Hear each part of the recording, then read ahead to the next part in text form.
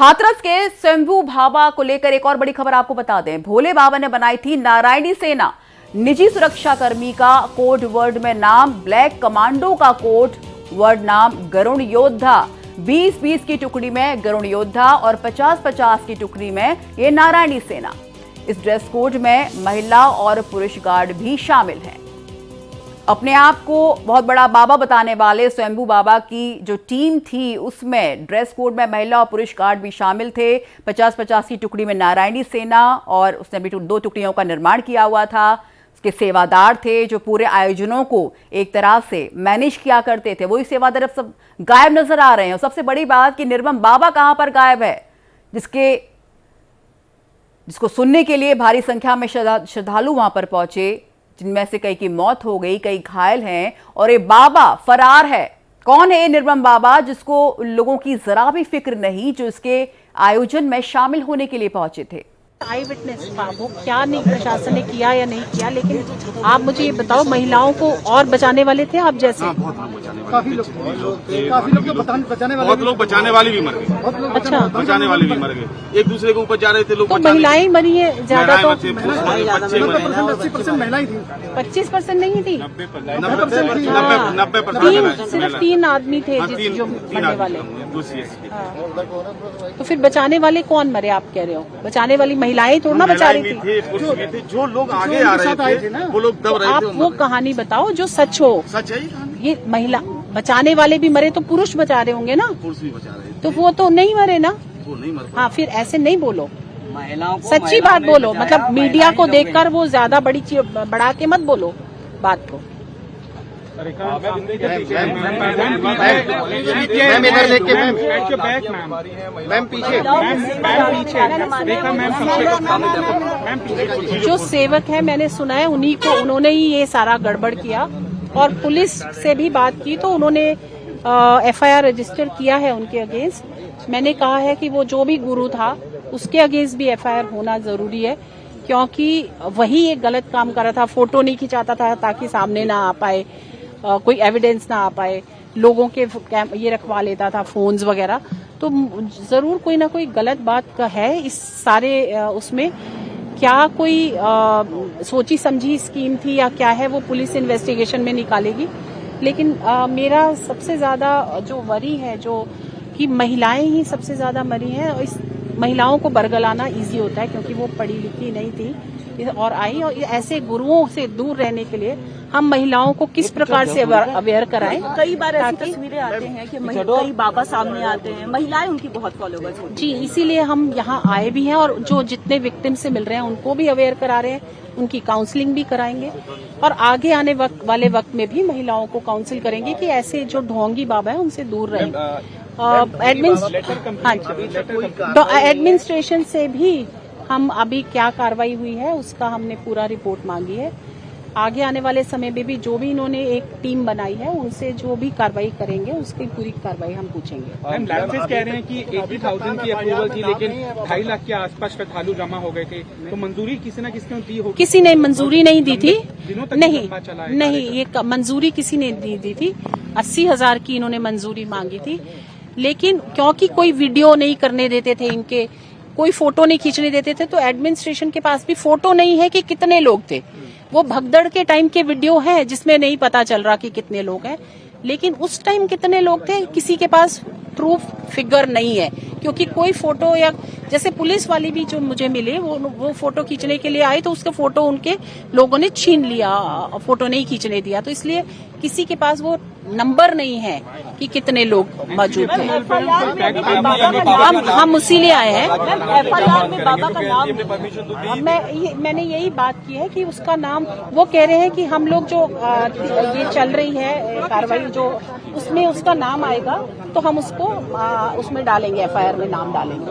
Ma'am SDM की report बहुत clearly state करती है कि 80,000 की जगह 2.5 लाख लोग यहाँ पे इकट्ठा हो गए थे। So do you think that the administration could have actually preempted and improved the situation? I talked to administration about this only, and I told them that you should have intervened. But their reply was, since there was no picture that there were 2 lakh people, now people are saying after this happened. But before that they were not allowing. So that means there was no law and order here. It was only that guru who was dictating the यहाँ terms. पर police की तैनाती थी, 72 पुलिसकर्मी तैनात किए गए थे और लोकल पुलिस की लेकिन जिम्मेदारी होती है कि वो बताए कि भीड़ ज्यादा आ गई है, पुलिस को अंदर ज्यादा। नहीं जाने दिया जा रहा था और उन्होंने कहा था कि इसके बाहर रह के पुलिस रह सकती है, अंदर जो है वो सारे सेवक काम करेंगे। ये भी कहा जा रहा है कि पुलिस ने जिम्मेदारी वॉलंटियर्स को दी हुई थी कि आप ही नहीं, संभालिए। पुलिस ने नहीं दी थी, वॉलंटियर्स उनको पुलिस को अंदर नहीं जाने दे रहे थे। हमारे साथ हमारे स्थानीय पत्रकार पुष्पेंद्र सोनी जुड़े हुए हैं, साथ ही देवनाथ ग्राउंड जीरो से लगातार हमारे साथ जुड़े हुए हैं और आगरा से हमारे संवाददाता जेपी सिंह भी इस वक्त हमारे साथ जुड़ रहे हैं। पुष्पेंद्र, सबसे पहले मेरा आपसे सवाल होगा, आपने देखा कि राष्ट्रीय महिला आयोग की अध्यक्ष रेखा शर्मा ने भी मांग की कि इस बाबा पर कार्रवाई होनी चाहिए, FIR दर्ज होनी चाहिए। अब सबसे बड़ा सवाल यही कि आखिर बाबा कहाँ गायब है, इस पर अभी तक FIR दर्ज क्यों नहीं की गई है? जी पुष्पेंद्र, क्या आप तक मेरी आवाज आ रही है? जी आरती जी, आपकी आवाज आ रही है।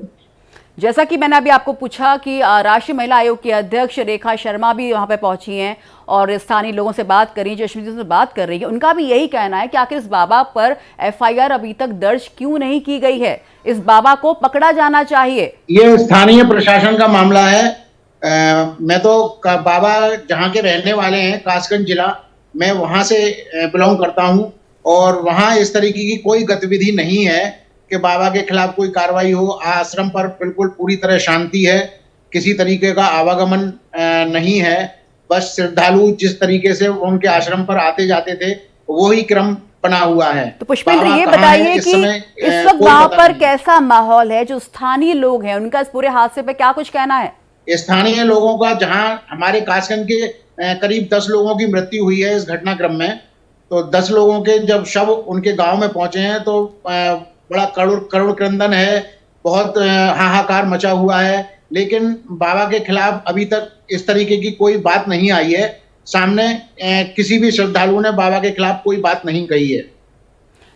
हमारे साथ देव भी जुड़े हुए हैं। देव, आपसे जानना चाहूंगी कि आखिर बाबा कहाँ गायब है? जब उसके आयोजन में इतने लोग जुटते हैं, इतने श्रद्धालुओं की मौत होती है, इतने लोग घायल हैं, तो ये बाबा आखिर इतना निर्मम निर्दयी कैसे है? लोगों से मिलने क्यों नहीं पहुंचा अभी तक? देखिए, मैं सुबह से कह रहा हूं कि जब बाबा के पास लोग उम्मीद से आए थे, खुशियों के लिए आए थे, अपने जिंदगी की खुशहाली के लिए आए थे, वही बाबा आज फरार है। अपने भक्तों के मौत पर भी उसको कोई तकलीफ नहीं है। शायद यही वजह कि वो सामने नहीं आ रहा है। लेकिन जहां तक आप कार्रवाई की बात कर रही थी, योगी आदित्यनाथ यानी मुख्यमंत्री ने साफ कर दिया है कि FIR में जरूरत हुई तो नाम और जोड़ा जाएगा। उसके विस्तार के बाद जिस तरीके की FIR हुई है उसमें जो है और जांच चल रही है उसमें आएगा, बाबा भी शिकंजे में आएगा। लेकिन सवाल वही है कि अगर कोई ये कहता है कि पुलिस वालों को अंदर जाने नहीं दिया जाता था, बाबा के सेवादार अंदर जाने नहीं देते थे, फोटो खींचने नहीं देते थे, तो क्या ये शर्मिंदगी का सबब नहीं है? सवाल यह भी है कि किसी भी प्रोग्राम की पुलिस वीडियोग्राफी कराती है, फोटोग्राफी कराती है, अगर उस कार्यक्रम की फोटोग्राफी और वीडियोग्राफी की अनुमति प्रशासन को ही नहीं है तो ये गुंडागर्दी नहीं तो और क्या है? और इसको क्यों मान लिया जाए? अगर कोई बाबा कहेगा कि नहीं जी हमारे कार्यक्रम का कोई जो है फोटोग्राफी नहीं होगी, कोई वीडियोग्राफी नहीं होगी, तो क्या प्रशासन मान लेगा? ये बहुत शर्मिंदगी का सबब है। और वो सेवादार कौन है? क्या उस समानांतर सरकार चला रहे हैं? क्या कोई ऐसे लोग हैं जिनकी हर बात मानना जरूरी है? ये सवाल है। और राजनीति की बात करती हैं तो राजनीति भी इसमें आ गई है। यही वजह है कि विपक्षी पार्टियां कह रही हैं कि अगर वो सेवादार नहीं चाहते थे तो प्रशासन क्यों मान गया? प्रशासन की जिम्मेदारी है। और यही वजह है कि योगी आदित्यनाथ लगातार इसको मॉनिटर कर रहे हैं और कह रहे हैं कि दोषी बख्शा नहीं जाएगा, दोषियों को कड़ी से कड़ी सजा मिलेगी। तो जाहिर सी बात है कि आने वाले समय में जी बिल्कुल देव, सवाल यही आता है कि आखिर जिला प्रशासन किस तरह के दबाव में था, इस बाबा से या उसके सेवादारों से? हमारे साथ जेपी सिंह भी बने हुए हैं आगरा से। जेपी, आप बताइए इस वक्त वहां पर क्या स्थिति है? कुछ शव ऐसे थे जिनकी शिनाख्त भी नहीं हो पाई थी। जी आरती, मैं बताता चलूं, भारत एक्सप्रेस के जो लाखों दर्शक है उनको बताता चलूं कि मैं अभी मौजूद हूँ, ग्राउंड रिपोर्टिंग कर रहा हूँ। जो साकार विश्वहरी है, जो उनका घर है, जो आगरा में कभी घर हुआ करता था, आज उनका ये चमचमाता घर यहाँ पे बना हुआ है। मैं अपने साथी से कहूंगा ये घर दिखाइए। यहाँ पर भी आज भी इतनी बड़ी घटना हो गई है। प्रदेश में हाथरस जिले में 121 लोगों की जान चली गई है, उसके बावजूद भी यहाँ पर इनके जो सैकड़ों समर्थक हैं, जो महिलाएं हैं, पुरुष हैं, वो लगातार यहाँ पर माथा टेकने के लिए आ रहे हैं, इस घर की साफ सफाई के लिए आ रहे हैं। उनका स्पष्ट तौर पे कहना है कि ये हमारे जो गुरु है, जो महाराज जी है, जो हमारे भगवान है, उनका घर है, यहीं से हमें आशीर्वाद मिलता है। सबसे खास और सबसे अहम बात मैं बताता चलूं कि ये घर उन्होंने 1999 के बाद ये पूरा जर्जर हो गया था। उसके बाद ये कोविड में ये उनके ही जो समर्थक थे, उनके अनुयायी थे, उनके फॉलोअर्स थे, उन्होंने ही इस घर को पूरी तरह से चमाचम कर दिया है। तो उसके बाद यहाँ के जो आसपास के जो आगरा के लोग रहते हैं वो यहाँ पर दर्शन करने के लिए आते हैं। रोज सुबह से शाम तक यहाँ पर। जी बिल्कुल, अब सवाल यही आता है कि आखिर लोग अभी भी इतना अंधभक्ति में क्यों लगे हुए हैं। बहुत बहुत शुक्रिया आप तीनों का इस पूरी जानकारी के लिए।